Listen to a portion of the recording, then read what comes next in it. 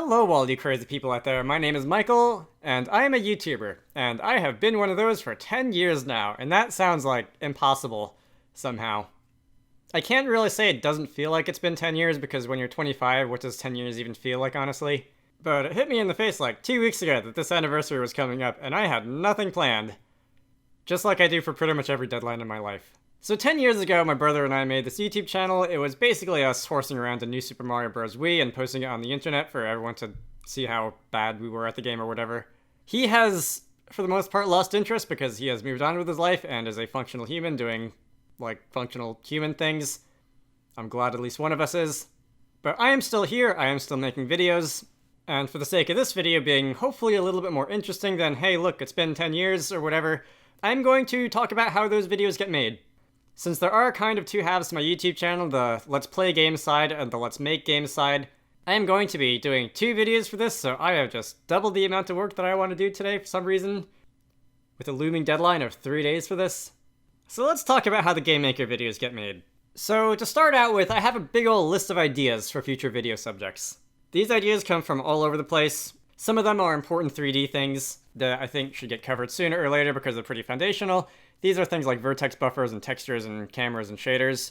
I tend to, you may have noticed, generally focus on the 3D side, or as I like to call it, the more arcane side of GameMaker, but I will venture out of that once in a while. There are also the just game dev programming topics that are kind of fun. Some of them are more useful than others. These are things like anonymous functions or the Raspberry Pi video, which was definitely one of the more fun ones to make, although I shouldn't make that sound like it wasn't useful because it definitely does have its uses. And to be honest, a lot of things in programming game dev don't really exist in a vacuum, so even if something isn't, like, immediately useful now, some of these videos do end up being relevant and referenced later on. I've definitely talked about macros more often than I thought I would back when I made that video about a year ago. Other ideas come from just common questions in the GameMaker community. I do pay attention to what people are talking about on the Discord and the subreddit and the GameMaker forums and that sort of thing. The official term for this is searching for subjects with a high volume of search traffic but a low volume of content in the search results. And the non-technical term for that is kind of clickbait chasing trends for the sake of money, but we try not to think about it that way. Videos that have come out of this have been things like the 3D outlines, 3D fake shadows, billboarding sprites, source control. God forbid, please use source control, it'll save you an enormous amount of grief later on. I'm generally pretty cautious about saying that I take requests for videos because that usually results in people making requests and getting annoyed when I don't talk about them again for 9 months. But I do read what people ask for in the comments. No, Erdrick the Hero, I have not forgot about doing native 3D collisions in GML. I know that I said I would do that like a year ago now, but first I want to get a bunch of shader things squared away before I move on to a different math subject. I wish I had more time in a day. Anyway, the main reason these request videos tend to not get made for a long time after people make the requests is because a lot of the time they actually encompass multiple subjects, and it wouldn't really make sense to talk about the subject as a whole without breaking it down into its components. Hey. Although with that said, now that I've finally made videos on both different kinds of 3D lighting and texture samplers, assuming nothing goes catastrophically wrong in the next week or so, I should have a video on cell shading out in probably by next Saturday.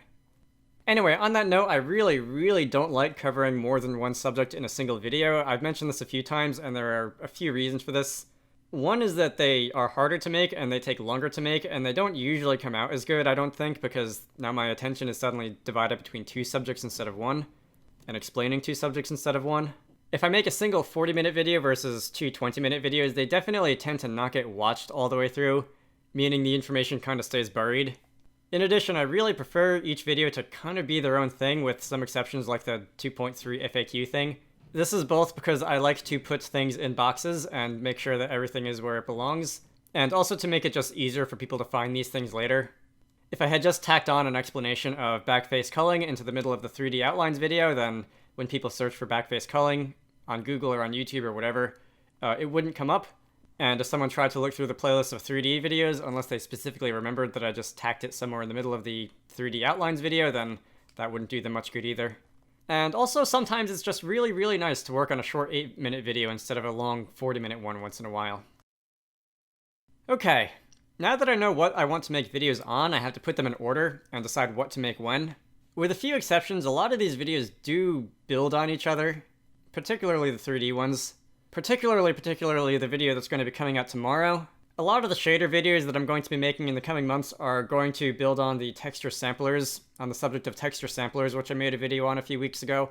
And in turn, that one wouldn't really make much sense to talk about before talking about things like shaders themselves or texture groups and what textures actually are. This kind of automatically imposes an order on the videos that I want to make. Not to say there's a right or wrong way to do this, but if I don't pay attention to the subjects that I talk about, I'm definitely probably going to cause some people to be very confused. Obviously, that's not to say that I don't just sometimes make videos on things that I think are interesting, because that is also definitely allowed, and I just like to have fun sometimes. This all kind of leaves out the Let's Make a Game series that I'm doing. That also kind of has a natural order imposed upon it just by the fact that when you're making a game, you have to get the fundamental stuff finished before you can get onto the more finer details. I do try to vary things a little bit in that series on purpose just to keep it interesting to watch. So if I would spend a few videos in a row doing things like technical stuff, I might try to break it up a little bit by doing some visual or level design at some point just to keep things from getting boring. That's not necessarily the best way to make a game, but for a simple project like this, it works, and I hope it's not too boring to watch. I definitely don't want it to be too boring to watch. When all that's finished, I'm going to do a post-mortem covering both the game and the process of making videos on it. So in another probably half of a year or so, expect to hear more about that then. Okay. Once I know what video I'm going to make, it's time to start planning them out. These videos pretty much all cover stuff that I've done in the past, on my own, for one reason or another, and I don't believe there's anything that I've ever had to learn specifically to make a video on. If I did that, I'm sure it would just be a complete disaster. Hey. Although with that said, whenever I learn about something cool that I didn't know about before, I'll probably add it to the to-do list if I think it would be fun to talk about. I'll also usually do some additional research on a subject before sitting down to record a video about it, just in case there's more to something that I didn't know about, which I should probably add, or at least acknowledge that it exists. Spherical billboarding via shader was something that I was pretty familiar with at the time, but when I was poking around doing a little bit of extra research on it, I stumbled across cylindrical billboarding, which I did not know about and felt compelled to make a mention of as well. So after I've decided what video I'm going to make and have spent a little bit of time on Stack Overflow thinking about how it actually works, if it's a really difficult subject, maybe I'll even confer a little bit with the code bunny and ask him what he thinks. Sometimes I'll write an outline for these videos on paper in the form of a bulleted list of things that should probably be talked about at some point over the course of the video before the end. Once in a while, I'll also make a test project, and I'll just have that open on my second monitor and use that as a guide for the video. But honestly, lately I found that the best results usually come if I just completely wing it, and then watch the recording, decide what parts I do and don't like, and then just record the whole thing over again. Because that not only gives me an idea of the stuff that I need to talk about and in what order, but it also kind of gives me an idea of the best way to describe things. I found that when I have to record a video again a second time, either because something technically went wrong or just because I didn't like the first version, the second version is usually shorter, so it's easier to edit, and it usually contains more information. And there's usually much less awkwardness in how I decide to describe things, and I find that it usually just comes out much better. The actual recording progress, in case you couldn't guess, is actually kind of a pretty big mess. The videos usually come out okay-ish, the finished products. If I do think a finished video has problems and can't be salvaged, I will just re-record it. There is always a ton of stuff that goes into the unedited video that people just never see in the finished project, even if you don't count the aforementioned trial recording. Sometimes I will leave verbal notes to myself about how I want to edit the video in the future to make sure I don't forget to point out something or to use a certain graphic to illustrate a point. It is extremely common for me to say the same line 4 or 5 times over until I come out with a version that I like. It is extremely common for me to say the same line. It is extremely common for me to say the same line over 4 or 5. It is extremely common for me to say the same line over 4 or 5 times until I come out with a version of it that I like and that doesn't sound like I'm totally choking on my own tongue. Aside from the preventable screw-ups, there's also some just stuff that can't be avoided that has to get cut out. Sometimes I'll have to get up from the computer for 10 minutes because either someone rings the doorbell, or because my dog wants to go out, or because, and I kid you not, this actually happened once, the smoke detector goes off and that has to be dealt with for 20 minutes until it shuts up and the fire department has been assured that nothing is actually burning down. By the way, when you make stuff in the frying pan, always make sure there's enough oil or butter in it to keep the organic material that you're cooking from turning into charcoal and creating a cloud of smoke in the kitchen. Yeah. Anyway, if you've ever looked at the Windows clock in the bottom right corner of my screen and seen it suddenly skip 10 minutes into the future, now you know why.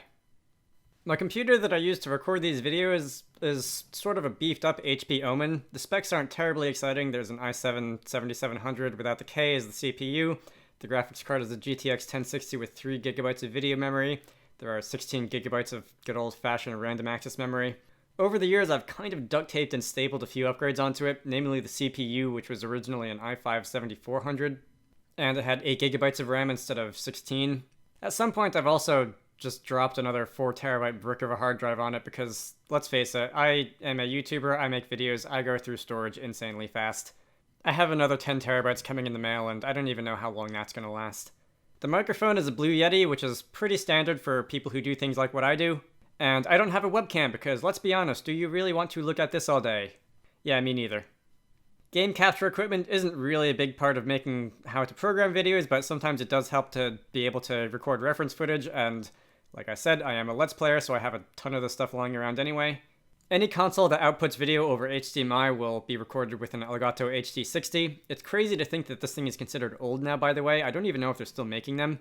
They're still making capture cards. The HD60 has just been superseded by like the 4K 60, which is like insane. For DS and 3DS games, I have a 3DS capture unit from Katsukity, and occasionally I will use an older DS capture unit from Loopy to record Game Boy Advance games, although that's not something I do very often, like at all. Screen capture is done in OBS because OBS is kind of, sort of more or less the de facto software for recording your screen on your desktop computer. Once the video is recorded, I will extract the audio from it and load it into Audacity and just run a few preliminary filters on it, just to make it more or less somewhat balanced. Once I'm done with that, I'll bring both the video and the audio into Adobe Premiere Elements 11. Editing the video tends to take a while because, as I said, there's a lot of garbage that has to get cut out, and it tends to be very repetitive when you're just going over the same thing 4 times because you keep messing it up. Usually the source video will end up being about 2 to 3 times longer than the final version for all the reasons that I just mentioned, and on top of that, editing tends to take about 2 to 3 times longer than the source video was. In other words, if the final video is about 15 minutes long, it's not unreasonable to expect the source video is probably about 40 minutes, and editing all that can be expected to take about 3 hours if I don't have to take a break in the middle because I've been staring at a computer for 3 hours.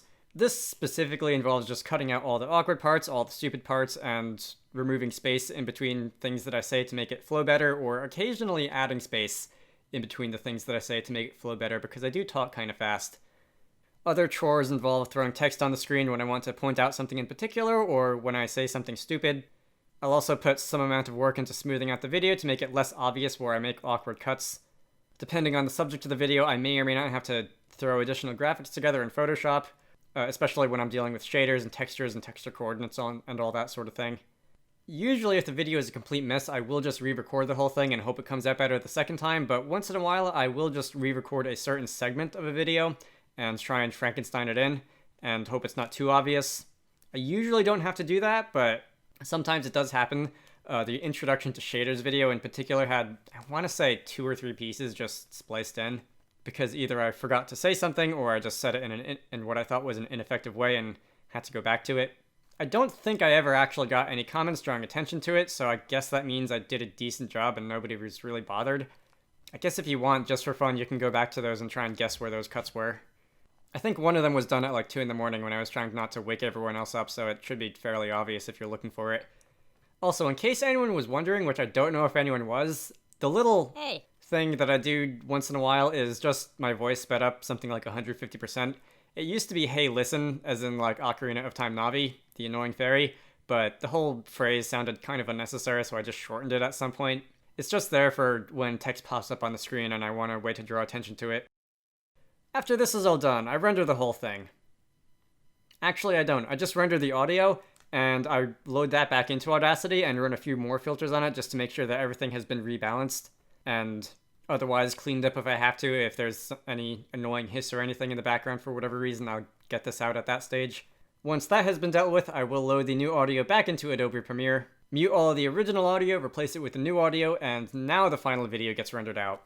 When the final video is rendered, I'll watch the whole thing from start to finish to check for any errors. If I do find anything, for example, if I removed a part that I didn't mean to, or maybe if I didn't remove a part that I did mean to, I will go back into the video editor and fix them. That's always fun. And then I have to render the video again. At this point, the video has been pretty much finalized. Now I need to actually upload it, make sure it has a thumbnail that isn't like terrible, end screens, and write the video description and all of that stuff. Most of the thumbnail graphics that I use come from the Noun project, although there are a few that I make myself. I try not to put too much stuff in a thumbnail, only as much as it really needs to tell you what the video is about, because, and I can't believe it's almost 2021 and this still needs to be said, while you are allowed to make your thumbnails that are 1920 by 1080 HD, they still need to be readable when you zoom way the heck out. If any of you are in the business of making YouTube videos, please just think about how these thumbnails are actually going to appear on the screen to people. Okay, that was fun. Depending on the process, the whole thing could just take a couple hours, or the whole thing could take a couple weeks. As much fun as the Raspberry Pi videos were, I don't plan on doing anything like that again because they both took several weeks to put together. Now it's time to do it all over again. So just like, actual game dev, these videos generally take quite a lot longer to make than it really hopefully looks like. There was a span of about 2 years some time ago when I basically stopped making these because, to make a long story short, it stopped being fun, but currently I foresee myself doing this for a while now. I've currently got somewhere in the ballpark of 100 potential video subjects lined up.